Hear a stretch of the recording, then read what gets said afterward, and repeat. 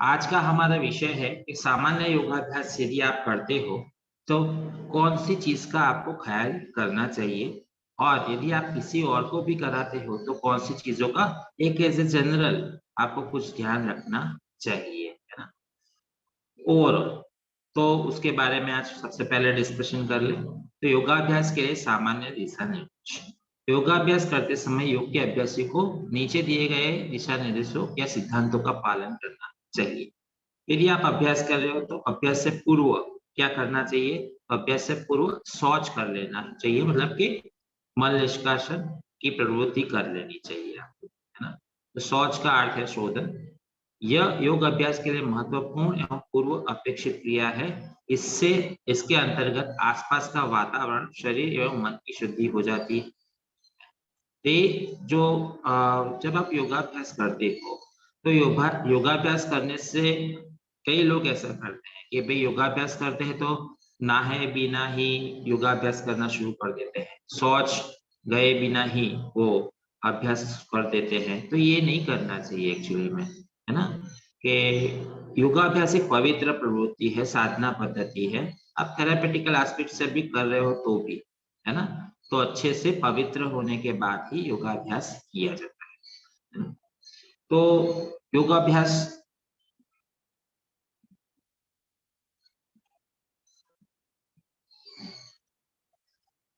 योगाभ्यास शांत वातावरण में आराम के साथ किया जाता है। वेट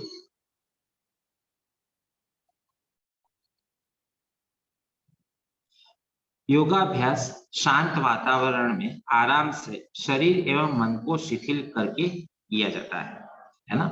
कई लोग बहुत एक अच्छा कार्य भी करते हैं जो करना भी चाहिए यदि सेल्फ प्रैक्टिस करते हो।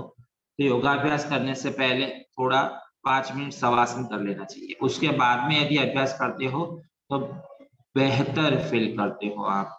हर रोज का अभ्यास आपका बेहतरीन और बेहतरीन हो जाता है। पर समय की पाबंदियां है, नहीं कर पाते हो तो इस प्रकार से जैसे हम प्रार्थना करते हैं वो तो करना ही चाहिए।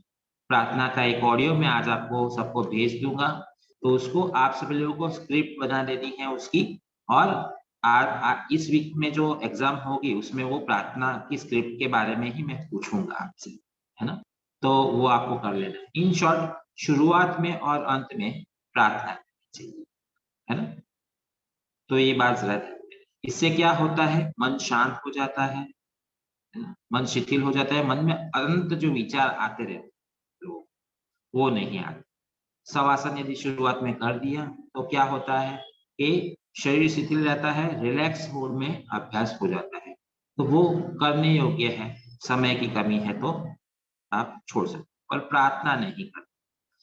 बेसिकली प्रार्थना होता क्या है और प्रार्थना शुरुआत में और अंत में क्यों किया जाता है? एक बात हमेशा ध्यान में रखिए कि योग की जो अभ्यास जो हम करते हैं ना, वो हम परमात्मा के लिए, ईश्वर की के लिए हम साधना, स्वयं को पहले अनुभव करना, आपके भीतर जो जीवात्मा है, मतलब जिसे परमात्मा का अंश कहते हैं, उसको पहले अनुभव करना सीखना है हमें। और फिर उसके आधार पे हमें परमात्मा को अनुभव करना सीखना है।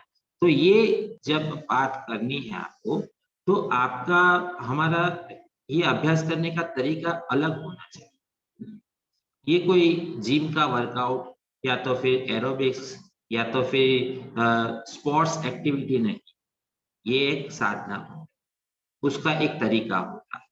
तो है ना, सीधा ही आसन का अभ्यास करने बैठ गए, सीधा ही प्राणायाम करने बैठ गए, सीधा ही इस प्रकार से करना तो ठीक नहीं, है ना। उसका कोई खास परिणाम मिलने वाला नहीं। मिलेगा तो भी फिजिकल बेनिफिट मिलेगा और कुछ नहीं होगा। कहने का तात्पर्य है कि प्रार्थना शुरुआत में अंत में जरूर से करते हैं। प्रार्थना करते हो जब आप, तो मन ही मन इस भावना से करें कि आप उनका आह्वान कर रहे हो अभी, कि आप यहाँ पे उपस्थित रहो और मैं जो अभ्यास कर रहा हूँ उसको आप देखो, है ना। ऐसे भाव करते हुए उनको आमंत्रित करना है। और जब समाप्त करते हो तब ऐसा भाव करना है कि आपका बहुत बहुत धन्यवाद, आप यहाँ पे आए, मेरा बिना विघ्न बहुत अच्छा अभ्यास हुआ, इसके लिए आपका बहुत बहुत धन्यवाद, मैं आपका शुक्रगुजार रहा। इस प्रकार की भावनाएं करते हुए शुरुआत और अंत में करते हैं। जो प्रार्थना जोड़ते हैं उसमें कोई लोग गायत्री मंत्र कराते हैं, कोई लोग जैसे हमने अभी शुरुआत में करा है इस प्रकार से कराते हैं। तो अलग अलग प्रार्थनाएं लोग कराते हैं, पर वो भी वैदिक मंत्र ही होना चाहिए, है ना। वैदिक मंत्र का इस्तेमाल करें।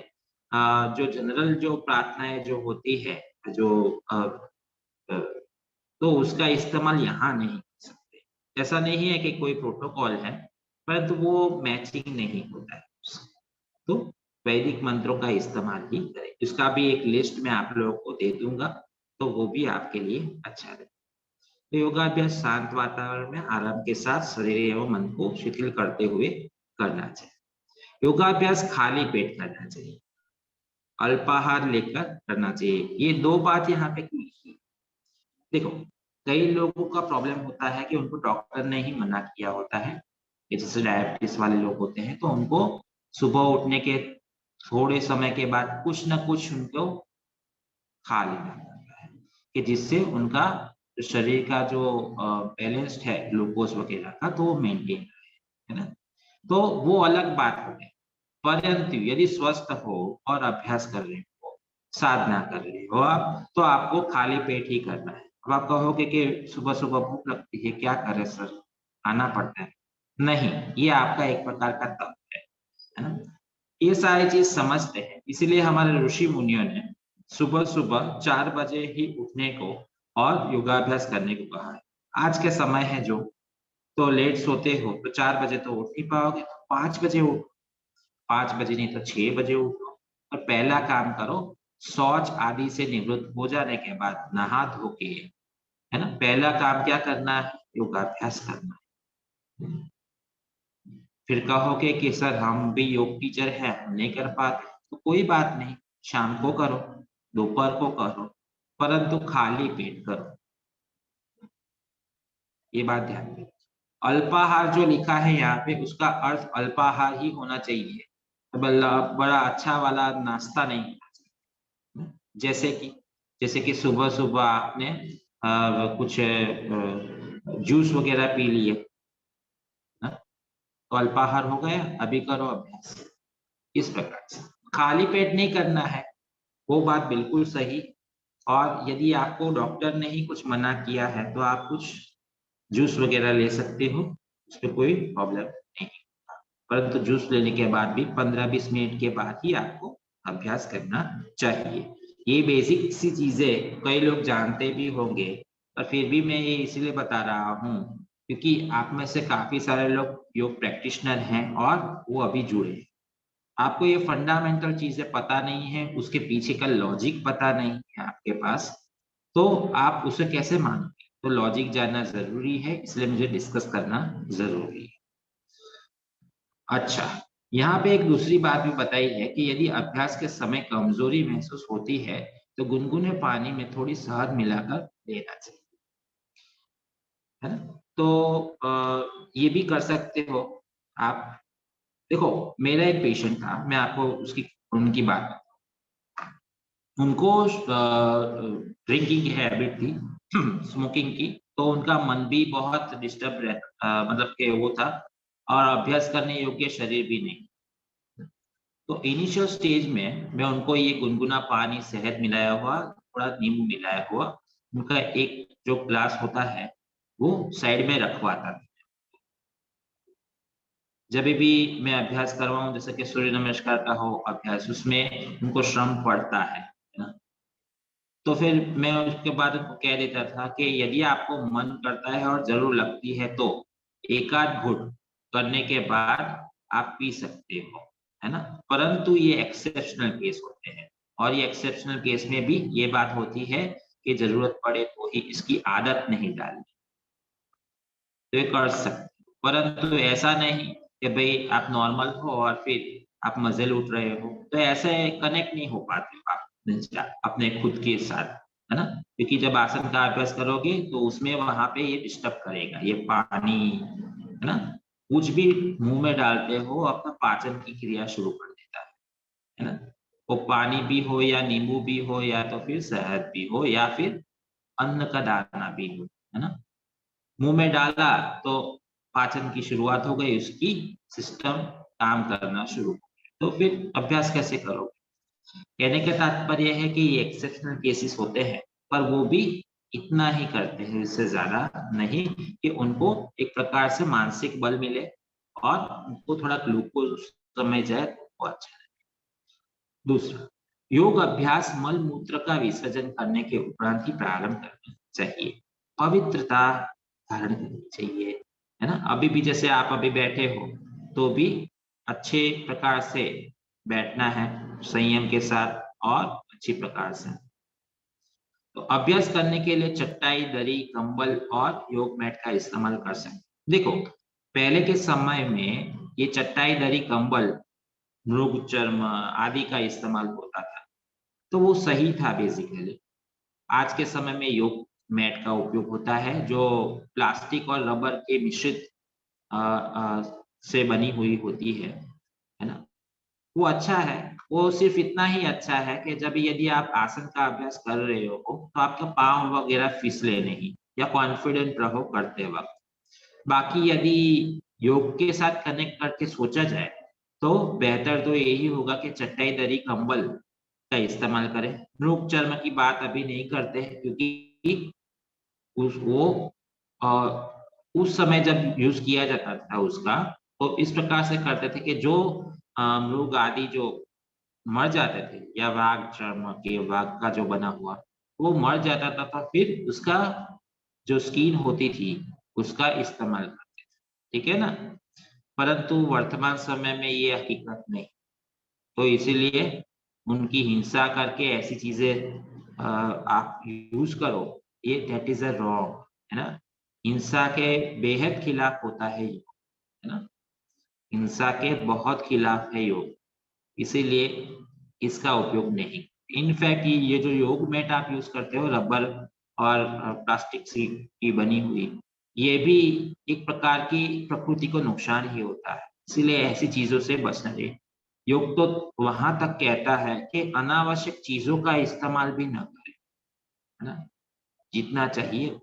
तो कहने का तात्पर्य है, बेस्ट वे है, यदि प्राणायाम ध्यान का अभ्यास कर रहे हो तो चटाई, दरी, कंबल का ही इस्तेमाल करें।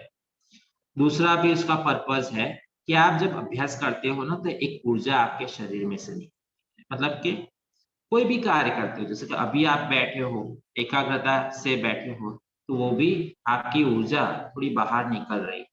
अब क्या होता है कि नीचे यदि दरी, चटाई, कंबल है जो कपड़े से बनी हुई है ना, तो वो उसे सोख लेती है। परंतु ये जो योग मैट जो होती है ना, वो सोख नहीं पाती है, तो वो बेनिफिट नहीं मिलता है। अब बेनिफिट इसका कैसे मिलता है वो समझाऊं। चटाई, दरी, जो कंबल जो होती है, वो नेक्स्ट टाइम जब आप अभ्यास करोगे ना, तो वही ऊर्जा वहां पे सोखी हुई है, और वो आपके अभ्यास में और आपको मदद करेगी। आप लोगों ने देखा भी होगा, आप लोगों ने कभी अनुभव भी किया होगा कि आपकी कोई मैट है या आपकी जो बैठने योग्य जो चीजें हैं, वो यदि किसी और को देते हो तो उनको डिस्कम्फर्ट महसूस होता है उससे, या तो फिर किसी और की आप यदि यूज करते हो तो आपको डिस्कम्फर्ट होता है। चलो ये बात भी जाने दो। आपके जो कपड़े हैं ना, वो किसी और को पहनने के लिए दे दो, तो उनको आपकी जैसी एनर्जी होगी ना, इस प्रकार से कंफर्ट डिस्कम्फर्ट महसूस होगा। यदि आप सात्विक प्रवृत्ति के हैं तो उनको बहुत अच्छा लगे कि मुझे ये कपड़े पहन के अच्छा लगे। और यदि आपका भाव नकारात्मक है, या मैं कहूँ राजसिक या तामसिक, तो उनको ऐसा फील होगा कि कब ये निकाल दूं और इसे छोड़ दूं मैं, है ना। सेम टू सेम किसी और की आप इस्तेमाल करते हो तो भी फीलिंग आएगी। तो इससे क्या तात्पर्य बनता है? इसका तात्पर्य ये बनता है कि अपनी मैट अपने को ही यूज करनी चाहिए। मैं तो कहूंगा कपड़े में भी ये चीज होनी चाहिए। क्यों? क्योंकि जब हमारे शरीर से ये जुड़ता है तो एक ऊर्जा जो बाहर निकलती है वो एक कपड़ा सोख लेता है। परंतु ये जो योगा मैट होती है ना, वो भी सोखता है, पर वो इस इंटेंसिटी में नहीं सोखता है ना। तो क्या होता है कि भाई बेहतर ही ठीक होता है। तो ये आसन का अभ्यास कर रहे हो आप, तो जो योग मैट जो है वो ठीक है, परफेक्ट है, इसमें मैं भी मना नहीं करता, मैं भी वही इस्तेमाल करूंगा। पर यदि प्राणायाम करना है, ध्यान करना है, शवासन करना है, तो चटाई दरी कंबल ही ठीक रहता है, आइडियली भी और कंफर्ट के लिए भी। तो ये बात जरा ध्यान में। अभ्यास करते समय शरीर की गतिविधि आसानी से हो, इसके लिए सूती के हल्के और आरामदायक वस्त्र पहनने चाहिए। देखो, कपड़े ऐसे होना चाहिए जो कंफर्ट महसूस करवाए, कपड़े ऐसे होने चाहिए जो आप साधना कर रहे हो तो जैसे कपड़े होने चाहिए ऐसे होने चाहिए। फॉरवर्ड प्रकार के कपड़े पहनना और खुद को स्टेटस सिंबल के लिए अच्छे दिखाना, वो अच्छी बात नहीं है। ऐसे कपड़े होने चाहिए जिससे आपको कंफर्ट महसूस हो, ऐसे कपड़े होने चाहिए जो पहनने के बाद आपको और मन करे अच्छा सा योगाभ्यास करने को, है ना। वो ऐसे कपड़े होने चाहिए कि जो पहनने के बाद आपकी सात्विक वृत्ति और बढ़े, नहीं कि राजसिक या तामसिक वृत्ति बढ़े। अब इसमें सब कुछ है ना। तो हर एक का इंडिविजुअल हो सकता है, और ऐसे भी कपड़े होने चाहिए कि यदि आपने पहना है, कोई आपको देख भी रहा है अभ्यास करते हुए, तो उनको मन में पूरे ख्याल ना आने चाहिए, है ना। तो ये एक प्रोटोकॉल होता है जो अपने आप ही सेट करना होता है, सोचना होता है इसके बारे में, क्योंकि योग साधना है ना। कहीं पे जाते हो अभ्यास करवाने के लिए तो भी ये चीज का ख्याल करना है ना, इस बात का ध्यान। थकावट, बीमारी, जल्दबाजी एवं तनाव की स्थिति में योग नहीं। देखो, योगाभ्यास जो बेसिकली है ना, वर्तमान समय में थेरेपी के रूप में गिना जाता है, परंतु सच्चाई तो ये है कि योगाभ्यास जो है वो स्वस्थ व्यक्तियों के लिए किया जाने वाला अभ्यास है। एक बीमार व्यक्ति क्या अपनी आध्यात्मिक उन्नति करेगा? सोचो जरा, यह आध्यात्मिक उन्नति करने के लिए किया जाने वाला अभ्यास है। हाँ, थेरेपी के रूप में आप यदि इसका इस्तेमाल कर रहे हो, तो थेरेपी के रूप में इसका इतना ही इस्तेमाल है कि यदि कोई भी पैथी के साथ, वो एलोपैथी हो, आयुर्वेद हो, प्राकृतिक चिकित्सा हो, होम्योपैथी हो या कोई भी पैथी हो, उसमें जब आप साथ साथ में योगाभ्यास भी करते हो, तो उससे आप और बेहतर आपकी स्थिति बनती है। मतलब कि आपको वो पैथी बेहतर फायदा करती है। मान लो कि 50% फायदा करती है, तो योगाभ्यास करोगे तो 70% 80% फायदा करेगा, है ना। इसलिए योग सप्लीमेंट्री, साथ साथ में कॉम्प्लीमेंट्री के तौर पे अच्छा है और वो करना चाहिए। पर यदि कोई बीमार है, दुखी है, उनको वो दुखी मानसिक रूप से भी आ गया, तो उनको कुछ और करना चाहिए योगाभ्यास। ये बात जरा ध्यान में ले। आज वर्तमान समय में योग मतलब योग को इस प्रकार से देखा जाता है कि योग से सब पॉसिबल है। सब पॉसिबल भले ही हो, पर एक कोई भी जो पद्धति होती है ना, कोई एक शिक्षा होती है ना, उसका एक सही उपयोग होता है, वो ये उसका सही उपयोग नहीं। ये प्रिवेंशन के लिए अच्छा है, मतलब कि प्रिवेंशन के लिए कैसे, कि मुझे कभी भी ऐसा जीवन नहीं चाहिए कि जो दूसरे के ऊपर डिपेंडेंट। तो ये आपका विचार है, तो मतलब आपको स्वस्थ रहना है हमेशा, तो इसीलिए आपने योगाभ्यास शुरू किया।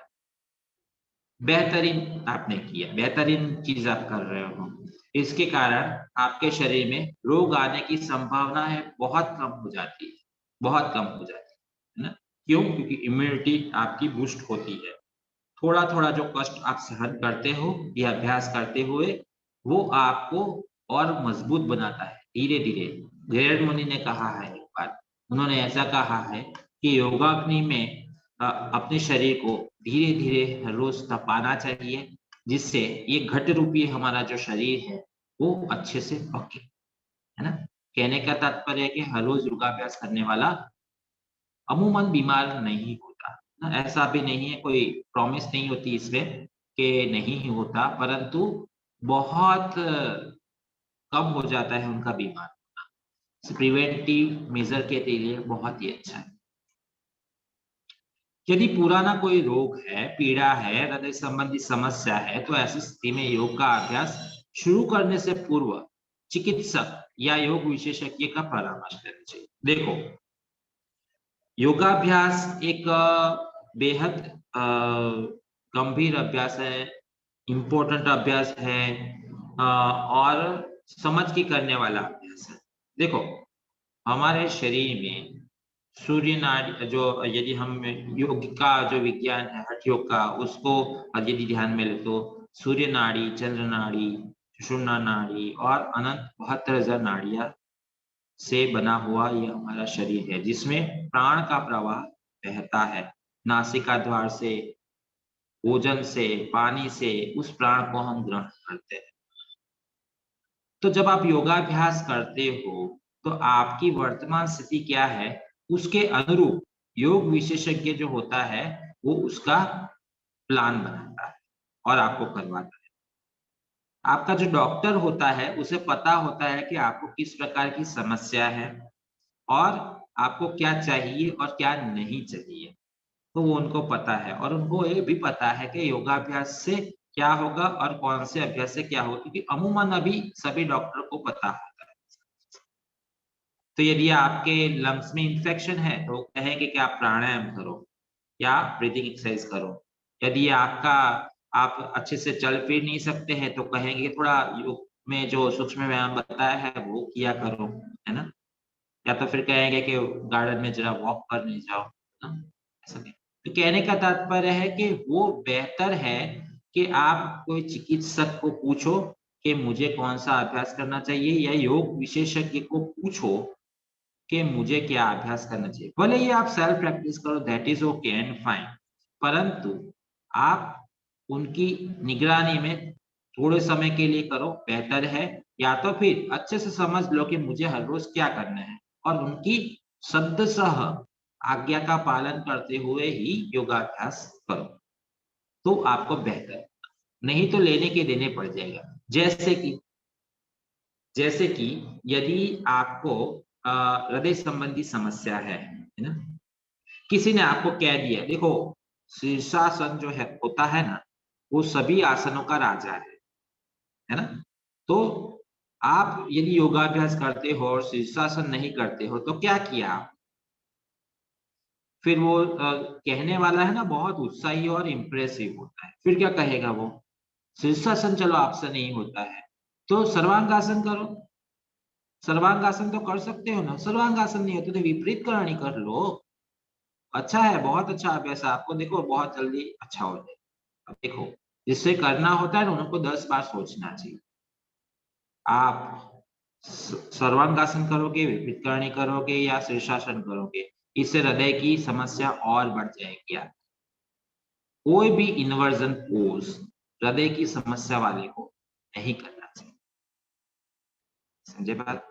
कहने का तात्पर्य है कि हमें पुस्तकों को पढ़ के, कोई जो अभ्यास नहीं भी करता है, जानकार नहीं है, उनकी सलाह से नहीं करना चाहिए, क्योंकि ये अभ्यास ऐसा अभ्यास नहीं है कि कोई भी कर ले। जैसे कि वॉक करना है तो भाई चलना है तो 15 मिनट चल लो, आधा घंटा चल लो, कोई प्रॉब्लम नहीं होता है। इसमें भी होता है चीजें, एक्सरसाइज में भी होता है, पर फिर भी कंपैरेटिव।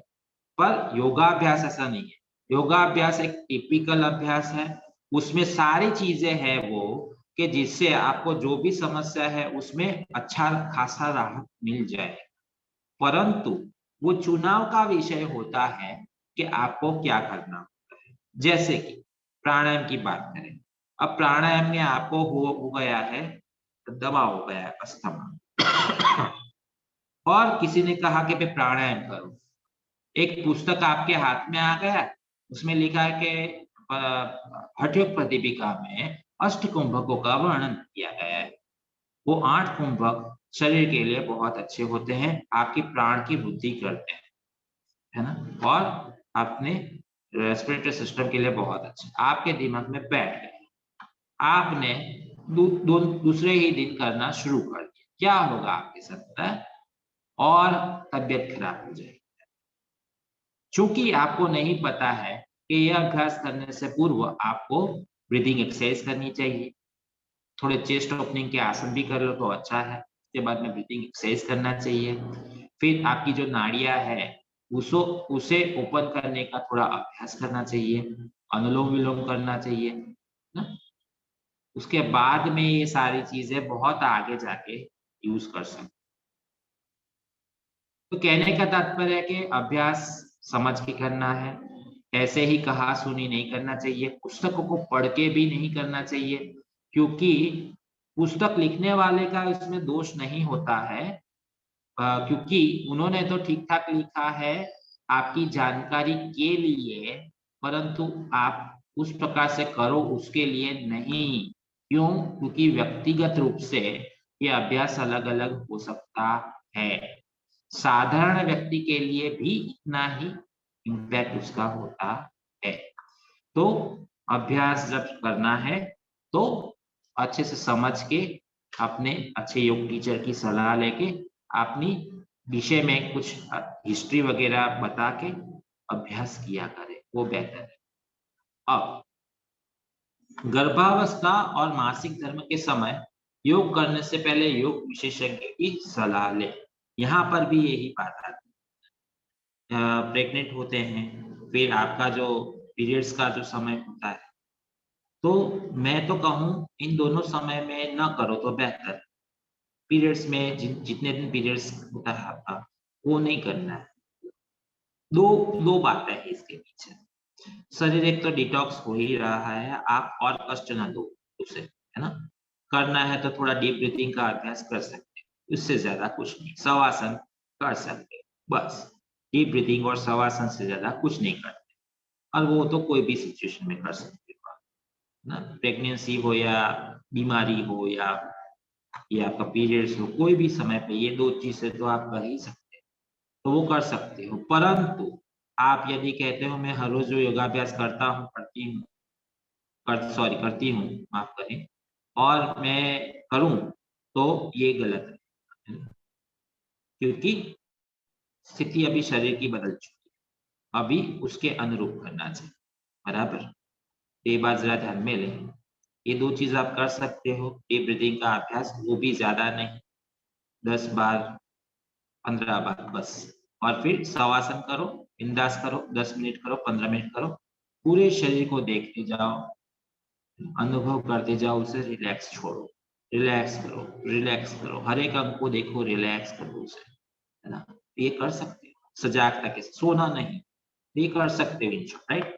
ओके। अभ्यास के समय, अभ्यास के समय आपको किस प्रकार से वो अभ्यास करना है वो देख लेते हैं। तो अभ्यास सत्र प्रार्थना अथवा स्तुति से ही प्रारंभ होना चाहिए, है ना।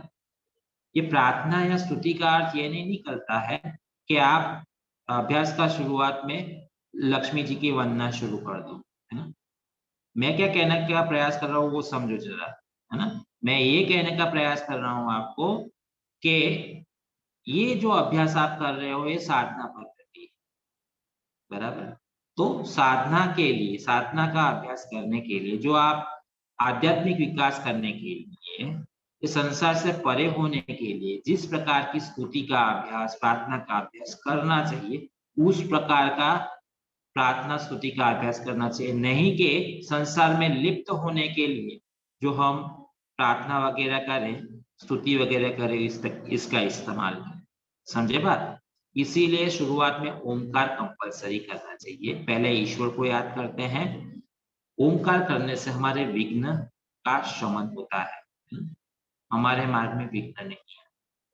जैसे श्री गणेश जी के बारे में कहा गया है कि उनका स्मरण करने से विघ्न नहीं आते हैं, इस प्रकार से वो संसार में विघ्न नहीं आते हैं और आध्यात्म में, धर्म में भी विघ्न नहीं आते उनके कारण, उनका नाम याद करने से। ऐसे ही ओमकार के बारे में ऐसा कहते हैं, ओमकार करने से सब विघ्न नहीं आता है आपके साथ, क्योंकि वो स्वयं परमात्मा का वाचक शब्द है, इसीलिए। तो पहले ओमकार करते हैं, उसमें भी कंजूसाई ना करें। कई लोग कंजूसाई करते हैं, एक बार ओमकार कर लूं, 3 बार कर लूं, क्यों ऐसा करना है? 5 बार करो, 9 बार करो, अच्छे से करो, महसूस होते हुए करो, फटाफट भी। तो प्रार्थना करनी चाहिए, स्तुति का प्रारंभ करना चाहिए। प्रार्थना तो स्तुति मन मस्तिष्क को विश्रांति प्रदान करने वाली शांत वातावरण में करनी चाहिए, है ना? अब जब आपके घर में कोलाहल चल रहा है और आप बैठ गए योगाभ्यास करने, तो क्या ये सही है? नहीं है सही, है ना? सही नहीं है। योगाभ्यास हमेशा शांत जगह पे करते हैं। योगाभ्यास हमेशा शांत जगह पे करते हैं, एकदम शांति वाले माहौल में करते हैं। हाँ, किसी को सुविधा नहीं है तो अपने टेरेस पे चले जाइए, वहां पे शांति से अकेले अभ्यास कीजिए। हो सकता है, देखो, जिसको जो चीज करनी होती है ना वो कर ही लेता है। आप भी कर लोगे, तो ये बात जरा ध्यान में लें। तो योगाभ्यास शांत जगह पे करें। दूसरा, योगाभ्यास आरामदायक स्थिति में शरीर एवं श्वास प्रश्वास की सजागता के साथ धीरे धीरे प्रारंभ करना चाहिए। मैं आपको एक ऑडियो लिंक भेज दूंगा, तो वैसे आपको ये विचार आता होगा कैसे करें कैसे करें, बस वो एग्जांपल आप देख लो, 2-3 बार कर लो, अपने आप आपकी स्क्रिप्ट बन जाएगी उसके आगे ना। वो चीज जरूर से करो। तो शुरुआत जब आप करते हो तो आंखें बंद करवानी है और फिर सांसों के ऊपर ध्यान दिलवाना है उनको, और अभ्यास शुरू करवाना है। तो अभ्यास के समय श्वास प्रश्वास की गति नहीं रोकनी चाहिए। श्वास प्रश्वास रोकना, ये आंतरकुंभक बहिर्कुंभक का जो अभ्यास होता है तभी करते हैं, ऐसे ही नॉर्मल टर्म्स में सांसों को रोकते नहीं है। सांसों को रोकने से शरीर में जो आपका जो लंग्स है, आपका हृदय है और मस्तिष्क है, उसके ऊपर प्रेशर आता है। तो और शरीर के दूसरे अंगों को भी कंटिन्यूसली, है ना, ऑक्सीजन भी चाहिए और प्राण भी चाहिए। तो श्वासों को रोकने का अभ्यास किसी विशेष प्रयोजन से आप यदि करते हो, उस समय के जिस समय वो करना चाहिए तो ठीक है, ऐसे ही सांसों को रोकने का अभ्यास। श्वास प्रश्वास सदैव नासारंध्रों से ही लेना चाहिए, है ना। विशेष प्रयोजन है यदि, और ब्रीदिंग एक्सरसाइज आप कर रहे हो कि कोई स्पेसिफिक आपको कारण से एडवाइस दी है आपको कि भाई नासिका से श्वास लो, मुंह से श्वास छोड़ो, इस प्रकार से या तो फूंक निकालते हुए ऐसे ब्रीदिंग एक्सरसाइज के रूप, तो अलग बात बनती है। परंतु सामान्य संजोग में मुंह बंद रखना है, थोड़ा भी खुला नहीं रहना चाहिए। नासिका से श्वास लेना है, नासिका से श्वास छोड़ना है, मुंह से नहीं, है ना। ये बात जरा ध्यान में लें। थेरापेटिकल एस्पेक्ट में ही ये मुंह वाला अभ्यास करते हैं, और वो भी कुछ कंडीशंस होती है, तो बाकी नाक से श्वास लेना, नाक से छोड़ना, ये बात जरा ध्यान में लें। हाँ? फिर श्वास प्रश्वास नासारंध्रों से ही लेना चाहिए जब तक आपको अन्य विधि से श्वास प्रश्वास लेने को न कहा जाए। अभ्यास के समय शरीर को शिथिल रखें, शरीर को सख्त न करें, शरीर को किसी प्रकार से झटके से बचाएं। देखो ये चीज करते हैं, खास तौर पे उस समय करते हैं जब कपालभाति करते हैं। कपालभाति इस प्रकार से करते हैं जैसे शरीर में झटके लगा रहे हैं, है ना, एक्सहेलेशन की क्रिया करते हैं उस समय। तो झटके वटके नहीं लगाना है, शरीर को पहले ढीला छोड़ना है, स्पाइन स्ट्रेट करनी है, कंधे भी अपनी जगह पे रहने चाहिए, और श्वास छोड़ रहे हो तो सिर्फ नासिका से ही स्ट्रोक लगाना है। एक एक इम्पैक्ट यहाँ आना चाहिए और एक इम्पैक्ट नाभि के ऊपर आना चाहिए कि वो पेट अंदर जाना चाहिए, बस। बाकी का शरीर शिथिल, स्थिर एवं तनाव रहित अवस्था में। तो वो सारी चीजों से आप बचे, जरा झटके वटके न लगाए। कई लोग अनुलोम विलोम भी करते हैं कि तो इतना ज्यादा नॉस्ट्रिल को दबा देते हैं कि जैसे कि वहां की हड्डी को भी तोड़ने का अभ्यास कर रहे हैं, तोड़ने का प्रयास कर रहे हैं, है ना। हल्का सा उसे स्पर्श करवाना है कि ये जो आपका जो नॉस्ट्रिल का जो भाग है वो सिर्फ दबे, थोड़ा सा श्वास दूसरे नासिका छिद्र से लेना है तो ले, और फिर बंद भी करे तो भी एक कला के साथ, एक ग्रेसफुली अभ्यास करें, इन शॉर्ट, है ना। ये ग्रेसफुली अभ्यास यदि आप करते हो तो जो व्यक्ति आपको भी देखता है वो अभ्यास करते हुए, तो उनको बहुत अच्छा लगता है और उनको भी ये अभ्यास करने का मन करता है। तो ये बात जरा ध्यान में ले और अच्छे से अभ्यास करें, ग्रेसफुली अभ्यास करें। ग्रेसफुली अभ्यास करने के शब्द में सब कुछ आ गया है ना। वो सिर्फ श्वास लेना छोड़ना ही नहीं, परंतु आसन का अभ्यास भी ग्रेसफुली करते हैं। जैसे कि आपका अभ्यास यदि कोई देख रहा है तो उनको तुरंत मन हो जाए कि मैं भी साथ में लाओ करने लगूं, कितना अच्छा लगता है ये करने। तो वो ग्रेसफुली अभ्यास होता है ना। उसमें अलाइनमेंट जुड़ जाए तो बेहतर, और श्वास प्रश्वास की क्रिया जुड़ जाए तो और बेहतर। बहुत सारी चीजें इसमें आती है ना। तल्लीनता के साथ अभ्यास करना ना, मन में अच्छे अच्छे भाव करना ईश्वर के लिए, और अफर्मेशन करना, बहुत चीजें आती है इसके।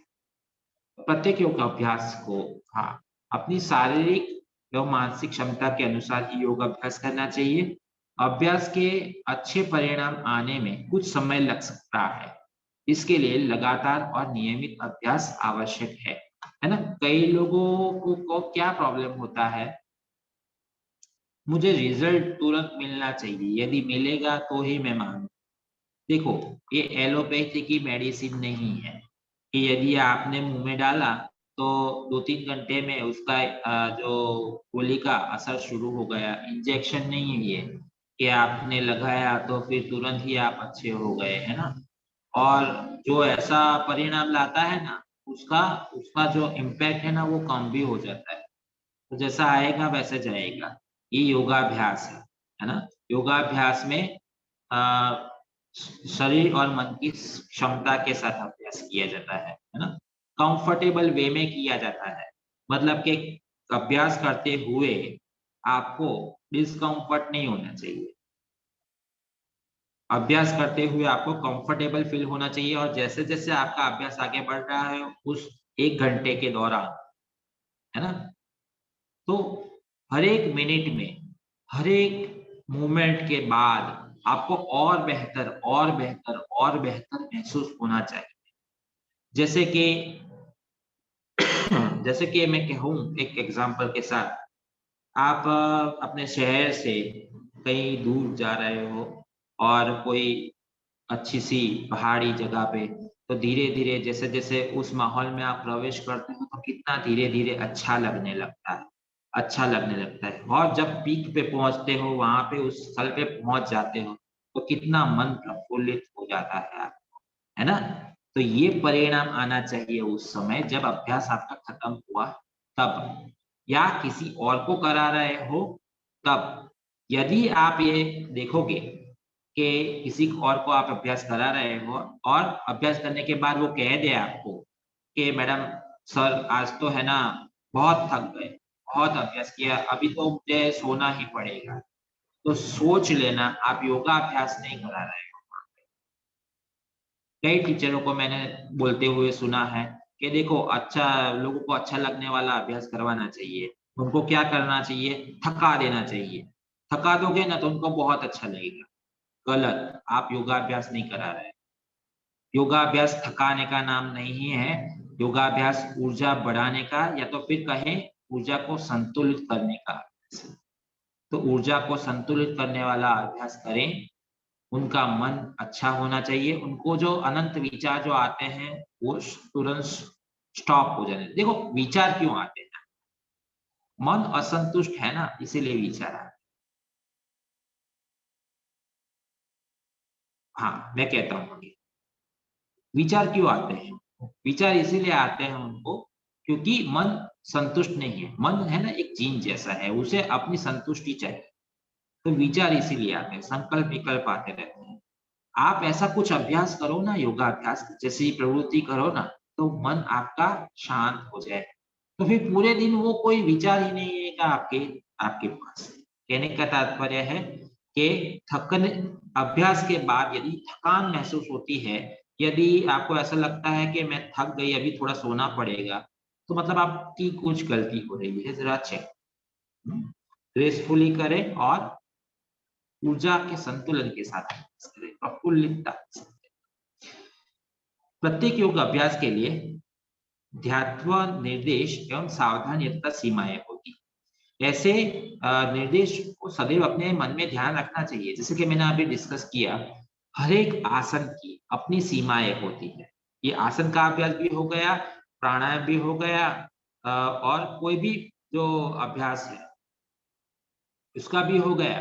तो सभी की अपनी अपनी सीमाएं होती है, सावधानियां होती है, उसके लाभ भी होते हैं, है ना, और वो अभ्यास किया जाता है। तो ये बात जरा ध्यान में ले और अभ्यास करें। जैसे मैंने अभी आपको बताया, यदि हृदय की समस्या है तो इन्वर्जन कोर्स नहीं करते, है ना, करवाया तो क्या है, वो सावधानियां हैं उनकी, सीमाएं हैं उनकी, है ना। तो ये बात ध्यान में रखें।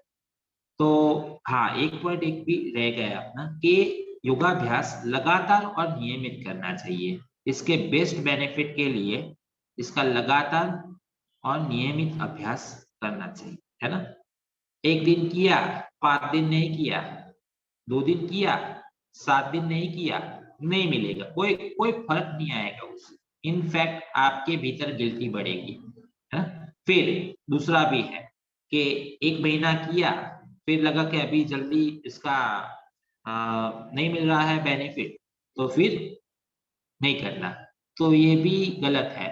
फिर कई लोग ऐसा भी होते हैं, हम जब योग के अंतराय पढ़ेंगे तब आएगा ये चीज, कि उस समय कई लोग क्या करते हैं, एक कुछ सालों तक अभ्यास करते हैं, फिर कोसते हैं उसको। हमारे वहाँ एक स्वामी जी थे, मतलब अच्छे खासे बड़े लेखक हैं वो आज सालों तक उन्होंने योग का अभ्यास किया, और अभी ये पिछली जीवन में वो उसे कोस रहे हैं। तो गलती योग के अभ्यास की नहीं, आपकी साधना में। तो हर एक को अपनी अपनी साधना को जरा रीचेक करना चाहिए। उनको यदि परिणाम नहीं मिलते हैं तो योग के अभ्यास में तो एक और एक दो ही होते हैं, है ना। आपने इतना अभ्यास किया और ये सिद्धि आपको मिली, या तो फिर ये फायदा आपको हुआ, यही होता है योग से। यदि आपने गलत प्रकार का अभ्यास आप कर रहे हो और आपको उससे गलत हो रहा है आपके साथ, तो उसकी जिम्मेदारी आपकी, योग की नहीं, है ना। ये तो सूर्य के प्रकाश जैसी चीज है ना। यदि आप सुबह सुबह उसका जो है सूर्य का प्रकाश लोगे तो फायदा ही करेगा, और 10 मिनट 15 मिनट के लिए ले लो तो, और फिर वही सूर्य का सुबह का प्रकाश आप 1-1 घंटे तक वहां पे रहो, तो फिर वो तो समस्या होनी है। दोपहर के समय आप उसी प्रकाश को लो तो समस्या होनी ही है। कहने का तात्पर्य है, योग से किसी को नुकसान नहीं होता, योग से किसी को नुकसान हो ही नहीं सकता है। योग के अलग अलग अंग होते हैं, जिसका सही इस्तेमाल करने से सही फायदा मिलता है, गलत इस्तेमाल करने से गलत भी हो सकता है ना। ये बात जरा ध्यान में रहे। इसीलिए ही आपको ये योग टीचर ट्रेनिंग कोर्स होते हैं, कि जिससे आपको सही जानकारी मिले और आप खुद एक सही रास्ता चुनो अपने लिए, और दूसरों को भी जब करवाते हो तो भी ख्याल रखना। एक और एलिमेंट भी इसमें होता है कि हर एक की प्रकृति भी अलग अलग होती है, तो उसको भी ध्यान में रखते हुए अभ्यास। अब लास्ट में जब योग सत्र का समापन हमेशा ध्यान और गहरे मौन के साथ शांति पाठ से ही करते हैं। देखो, ये भी कंपलसरी है, जैसे मैंने पहले भी आपको बताया कि योग का अभ्यास जब हम करते हैं तो शुरुआत में और अंत में दोनों समय पे हम प्रार्थना जरूर से करते हैं। एक समय पे हम उनका आह्वान करते हैं, हे ईश्वर, मैं आपकी याद की याद में हूँ, मैं ये अभ्यास कर रहा हूँ, मुझे आप अच्छे से मैं अभ्यास कर पाऊँ, उसके लिए मुझे अनुमति दे, और अच्छे से उनको याद करते हुए अभ्यास करें, है ना। और जब अभ्यास आपका समाप्त हो जाए तो उनको ये आभार व्यक्त करें मन ही मन, है ना। कोई वैदिक श्लोक के साथ पहले तो ओंकार का उच्चारण करें 3 बार 5 बार जो आप करना है, और उसके बाद में ये आप शांति पाठ कर सकते हो कि हे भगवान, बहुत बहुत धन्यवाद आपका, मेरा आज योगाभ्यास बहुत ही अच्छा हुआ, ये सब आपकी ही कृपा है, आपके कारण ही मेरा अभ्यास ठीक हुआ, आपका बहुत बहुत धन्यवाद। ऐसी ही कृपा हमारे ऊपर बनाए रखें, है ना। ऐसा भाव करते हुए अभ्यास समाप्त करो। दैट इज अ बेटर आप सुबह सुबह जैसे भाव करोगे ऐसा ही कंटिन्यू होगा पूरे दिन में। दोपहर करते हो तो उसके बाद का समय अच्छा होगा, शाम को करते हो रात अच्छी जाए, है ना। वैसे लेट नाइट को योगाभ्यास नहीं, ये भी मैं आपको बता दूं। और यदि करना भी है तो साधारण श्वास प्रश्वास, शवासन या ध्यान या हल्का फुल्का अभ्यास कर सकते हो, इसमें कोई प्रॉब्लम नहीं। पर प्रॉपरली जिसे योगाभ्यास कहते हैं वो नहीं करते, प्रॉब्लम ये हो जाएगा कि आपकी नींद डिस्टर्ब हो जाएगी। इसलिए रात को योगाभ्यास करना एक साधना के रूप में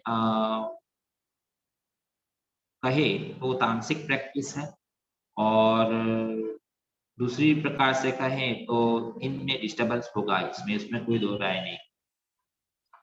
तो ये बात है। अभ्यास के बाद, अभ्यास करने के बाद यदि आपको लगता है कि मुझे स्नान आदि करना है, स्नान पहले किया हुआ है, हाँ, शौच किया हुआ है, अभ्यास करने के बाद यदि आपको ऐसा लगता है कि मुझे फिर से थोड़ा मैं स्नान कर लूं, मुझे अच्छा लगेगा, तो वो तुरंत नहीं करना है आपको, ये भी ध्यान में रखें।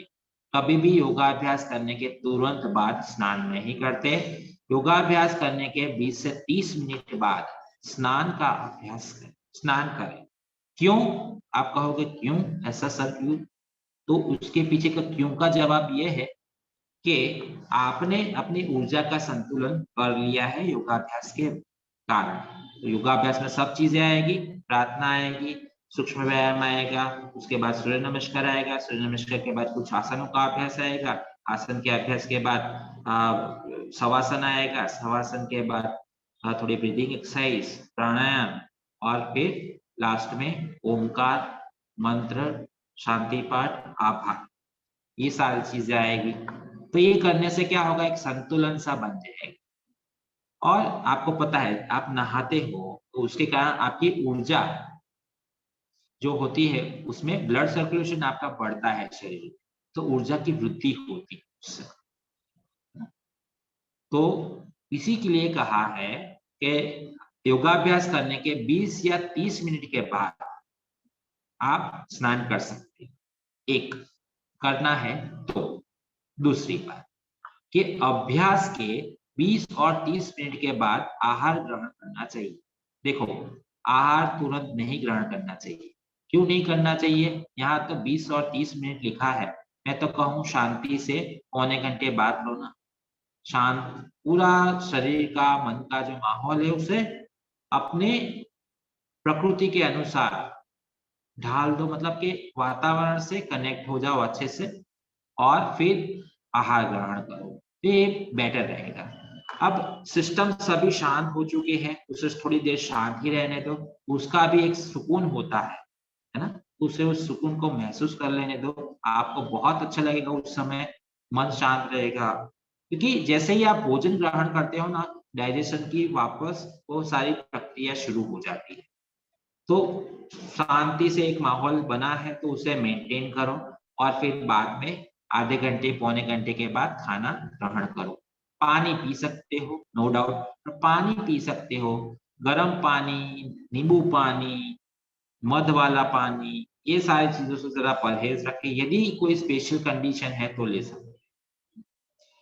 अब लास्ट में जो टॉपिक है, वैसे टाइम तो चाहिए पर फिर भी मैं पढ़ाई देता हूँ, क्योंकि आज का ये टॉपिक कंप्लीट होना ही चाहिए। भोजन, देखो कई लोग क्या सोचते हैं पता है, कि देखो मुझे एक विद्या मिल गई है, नहीं चाय बिल्कुल भी नहीं ले सकते, चाय तो बिल्कुल भी नहीं, कॉफी भी नहीं। देखो कई लोग ऐसा सोचते हैं, देखो मैं योगाभ्यास कर रही हूँ नहीं या कर रहा हूँ ना, तो फिर मुझे जैसे कहते हैं ना, वो ऐसा मिल गया है कि अभी मैं बीमार ही नहीं हो सकता, अभी मुझे कुछ हानि हो ही नहीं सकती है, अभी कुछ भी नहीं हो सकता। देखो, योग इज अ लाइफ स्टाइल। आप 1 घंटे अभ्यास करते हो उससे फर्क पड़ता है, परंतु बाकी के 23 घंटे आप जो करते हो ना, उससे भी फर्क पड़ता है। फॉर एग्जाम्पल देखो, आपने सच्ची मन से अच्छे भाव से सात्विक भाव बनाते हुए योग का अभ्यास किया, आपको बहुत अच्छा लगा, मन प्रफुल्लित हो गया, सात्विक भावनाएं बन गई आपकी और अच्छा लगा। और जब व्यवसाय में जाओगे और आप क्राइम करोगे, क्रिमिनल एक्ट करोगे, राजसिक तामसिक प्रवृत्ति करोगे, तो जब आप रात को सोने जाओगे आपको क्या लगता है, आपको अच्छी नींद आएगी क्या? आपका स्वास्थ्य आगे जाके अच्छा रहेगा क्या? वो 1 घंटा आपको जो सुकून मिला ना, बस वो मिला। देखो, बुरा करने से बुरा ही होता है। तो शरीर के ऊपर कुछ भी खाना खाओ तो भी बुरा ही असर होगा कि भाई साथ में सात्विक आहार लेना पड़ेगा, जीवन को भी अच्छे प्रकार से जीना पड़ेगा। तो ये तीनों चीज जब साथ में होगी तभी योग का अभ्यास हो रहा है, ऐसा कह सकते हो। 1 घंटा हाथ पैर हिलाने से या श्वास प्रश्वास की क्रिया करने से या तो फिर शवासन करने से कुछ नहीं होता। जीवन सुधारना पड़ता है, यम नियम जीवन में लाना पड़ता है ना? और सात्विक आहार लेना। तो आहार संबंधी दिशा निर्देश को सुनिश्चित करें, है ना?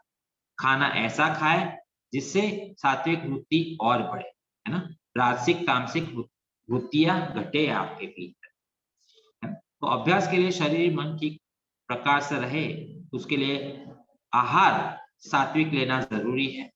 अभ्यास के बाद आमतौर पर शाकाहारी आहार ही ग्रहण करना चाहिए।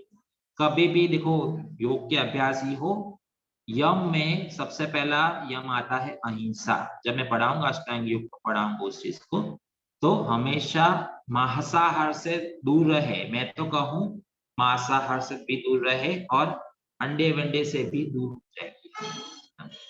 ये हिंसा है।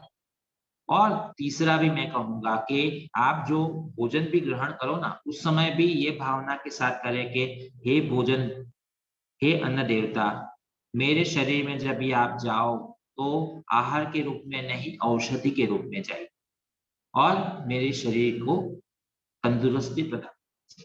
ऐसे आध्यात्मिक सात्विक भाव करते हुए भोजन ग्रहण, भले ही वो नाश्ता हो या चाय हो, शरबत हो या कुछ भी हो, अच्छा खासा भोजन। कहने का तात्पर्य है इस सात्विक प्रवृत्ति को बढ़ोतरी दे ना। ये आपके लिए, आपके परिवार के लिए, समाज के लिए, देश के लिए, दुनिया के लिए बहुत अच्छा है।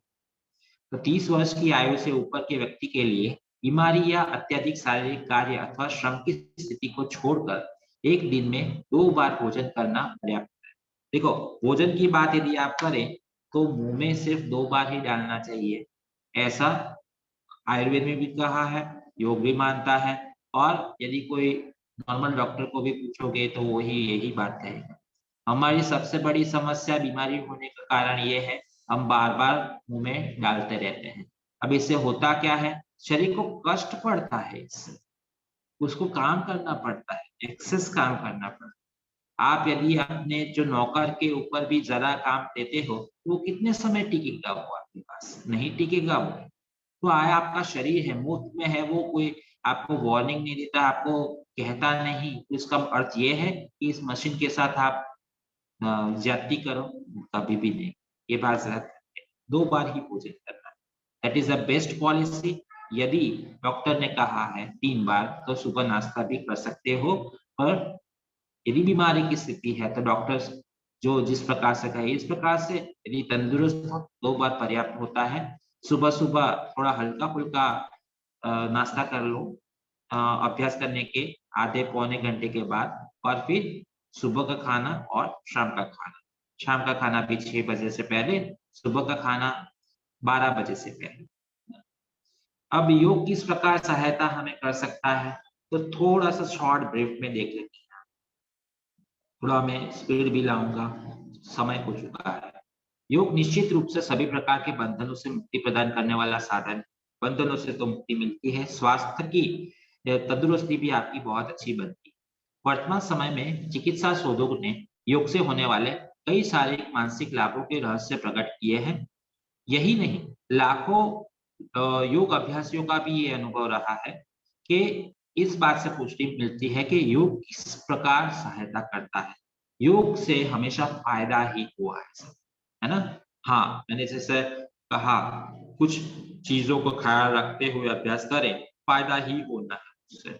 योग तो एक सागर है ना, अलग अलग मोती है उसमें, हीरे हैं, जो आपके लिए ठीक है वो ले लो उसमें से, और जीवन भर उसे निभाते जाओ। देखो कितना अच्छा जीवन बन जाता है आपका। तो योग शारीरिक स्वास्थ्य, स्नायु तंत्र, कंकाल तंत्र को सुचारू रूप से कार्य करने और हृदय और नाड़ियों के स्वास्थ्य के लिए हितकर संपूर्ण तंदुरुस्ती प्राप्त होती है। मधुमेह, श्वसन संबंधी विकार, उच्च रक्तचाप, निम्न रक्तचाप, जीवन शैली संबंधी कई प्रकार के विकारों में लाभदायी है। साथ में जो भी आप थेरेपी ले रहे हो, साथ में योगाभ्यास भी थोड़ा सा इंक्लूड करो, देखो बेनिफिट होना ही। योग अवसाद, थकान, चिंता संबंधी विकार और तनाव से को कम करने में भी सहायक है। मासिक धर्म को भी नियमित बन, कई लेडीज का ये अनुभव है कि योगाभ्यास करते हैं ना, तो फिर ये सारी साइकिल वगैरह नॉर्मल रहती है ना। आप सभी लोगों को पता है ये सारी चीजें। तो संक्षेप में ये कह सकते हैं कि योग शरीर एवं मन के निर्माण की ऐसी प्रक्रिया है जो समृद्ध और परिपूर्ण जीवन की उन्नति का मार्ग है, न कि जीवन के अवरोध का। इससे आपका मार्ग एकदम सुगम हो जाता है। दुख रूप जो संसार है वो सुख रूप हो जाता है, और सुख रूप पहले से है तो वो आनंद पूर्ण हो जाता है। फिर आपको मुक्ति की आवश्यकता नहीं रहती है, मुक्ति आपके साथ ही होती है, आप मुक्त ही होते हो और मुक्ति का अनुभव भी करते रहते हो। आपके पास वालों को ऐसा लगता है कि ये इंसान इतना खुश क्यों है, मुझे समझ में नहीं आता है, ये ऐसा तो क्या प्रवृत्ति करता है। और अमूमन जिनको भी ये विचार आते हैं, वो खोजते हैं, पूछते हैं उस व्यक्ति को, तो वही जवाब निकलता है कि मैं हर रोज योगाभ्यास करता हूँ, यही निकलेगा। और यही आप देखोगे इस चीज को, तो उसमें कोई दो राय नहीं है। योगाभ्यास करने से खुद को बहुत लाभ मिलते हैं, आप जिनको भी कराओगे तो उनको जब बेनिफिट होगा तो वो देख के आपको भी संतुष्टि बहुत होगी, उसमें भी कोई दो राय नहीं है। योग के कारण सबका अच्छा ही हुआ है, अच्छा ही होगा और अच्छा ही होगा। ठीक है।